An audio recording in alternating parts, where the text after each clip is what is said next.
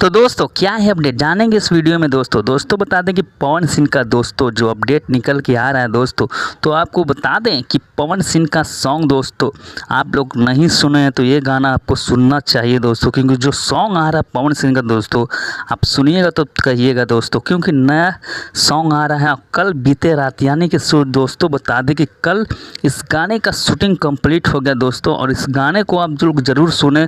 बहुत ही प्यारा सॉन्ग पवन सिंह का आ रहा है।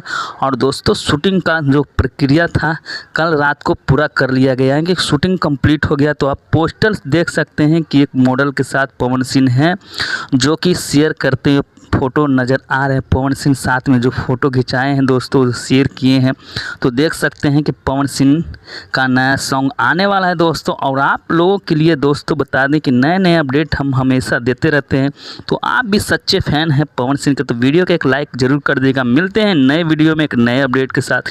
जय भोजपुरी जय बिहार। तो मिलते हैं दोस्तों।